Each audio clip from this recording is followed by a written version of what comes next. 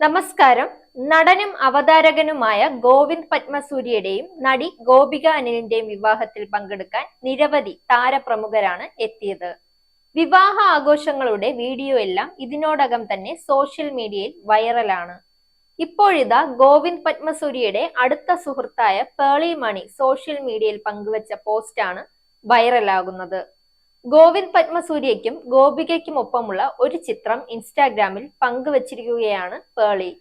വടക്കുനാഥ ക്ഷേത്രത്തിൽ താലികെട്ട് കഴിഞ്ഞു വരുന്ന ജിപിക്കും ഗോപികയ്ക്കുമൊപ്പം നിൽക്കുന്ന പേളിയുടെ ഫോട്ടോ എഡിറ്റ് ചെയ്താണ് വെച്ചിരിക്കുന്നത്. തമാശ രൂപത്തിലാണ് പേളി ഈ ചിത്രം ഇൻസ്റ്റാഗ്രാമിൽ പങ്കുവച്ചത്. നിങ്ങൾ രണ്ടുപേർക്കും ആശംസകൾ നേരുന്നു.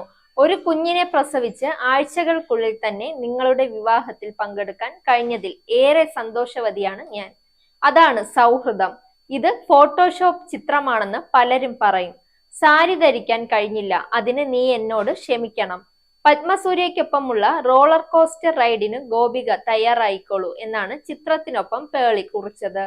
നിരവധി പേരാണ് ഈ ചിത്രത്തിന് കമന്റുമായി എത്തിയത്.